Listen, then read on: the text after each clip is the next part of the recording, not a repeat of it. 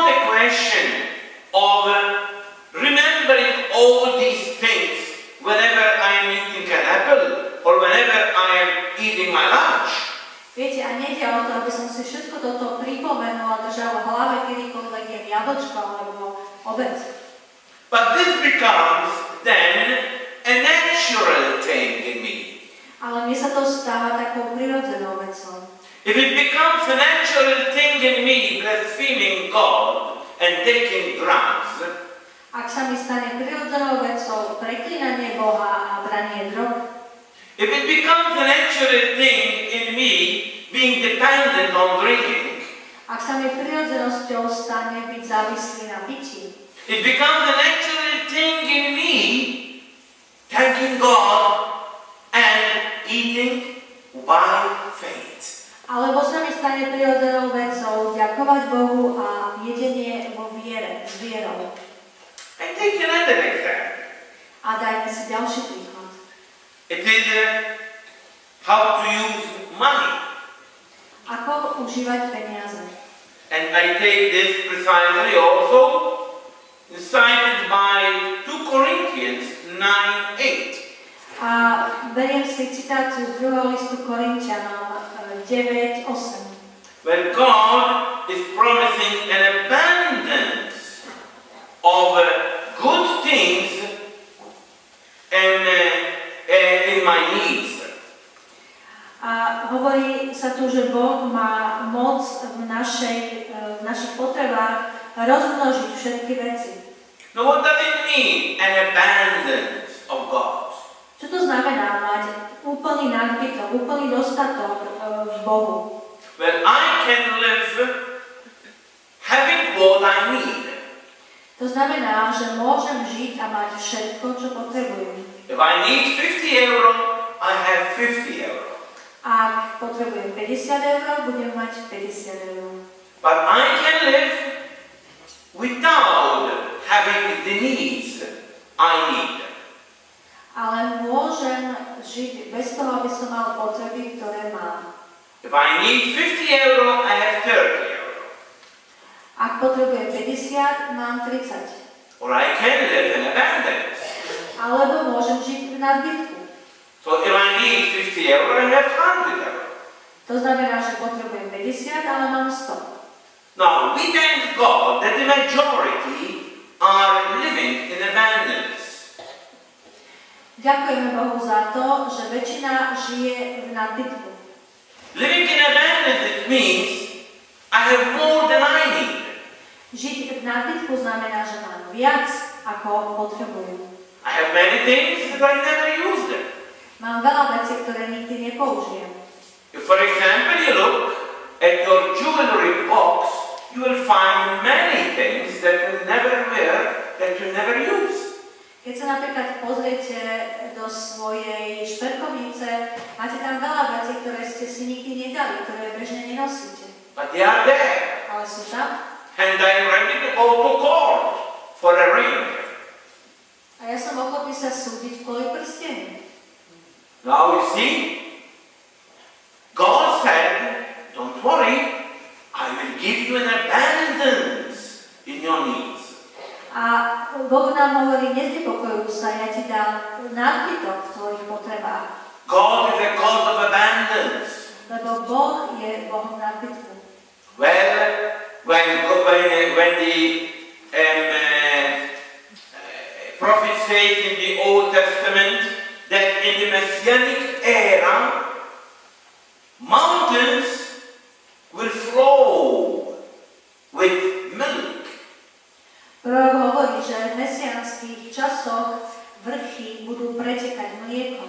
With honey. A medom. With wine. A vínom. With milk. Mliekom. So, it is an abundance. Toto je nadbytok. And Paul says that where sin abounded, but grace superabounded. Svätý Pavol hovorí, že tam, kde je hriech, tam sa ešte viac rozmnožila Božia milosť. So, when I keep all this in mind, Takže keď si toto všetko budem držať vo svojej mysli, then I begin to look at my things, at my belongings with another eye. tak sa začnem pozerať na tie svoje veci, na môj majetok inými očami. I begin to believe that God is the provider of all my needs. Tak si uvedomím, že Boh je ten, ktorý naplňa všetky moje potreby. And I do not behave having money as the God of my life. A už sa nebudem správať, ako by peniaze boli Bohom môjho života. Or I never go to Mass Nikdy nechodím na omšu because of money. kvôli peniazom. I do not have time to speak with my wife, to play with my children Nemám čas hovoriť so svojou ženou alebo hrať sa so svojimi deťmi because of money. kvôli peniazom. Well, I do not have time to go to a prayer meeting Ja nemám čas ísť na modlitebné stretnutie because of money. kvôli peniazom. So I do everything in the light of money. Takže všetko robím vo svetle peniazy. Many times also when I am helping a person, I am already thinking now what that person could do for me. A častokrát aj keď pomáham človeku, už premýšľam, čo by ten človek mohol urobiť pre mňa. And if that person doesn't do what I expect, I help her no more. A keď ten človek neurobí to, čo od neho očakávam, už mu viac nepomôžem. So you see here, I am not using more my money in the light of faith, but I am using my money in the light of Mammona, the God of money. A tu, ako vidíte, používam peniaze nie z pohľadu na vieru, alebo z hľadiska viery, ale z hľadiska Boha peniazy, z hľadiska mamony. Now what we said about eating, what we said about money, we can say it about any other thing, about work.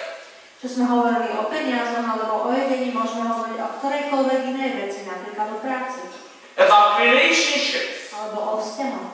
About my sexual life. Alebo o mojom sexuálnom živote. And about any other environment that I am living in. Alebo o každom inom prostredí, v ktorom žijem.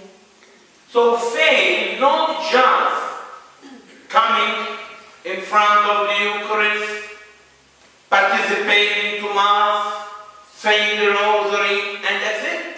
Takže viera nie je len zúčastniť sa svätej omše, ísť k svätému prijímaniu, modliť sa ruženec. But I must put faith in everything. Ale ja musím vkladať vieru do všetkého. And I repeat, this doesn't mean that my mind must continuously think about God. A opakujem to, neznamená to, že moja myseľ sa sústavne musí zaoberať Bohom.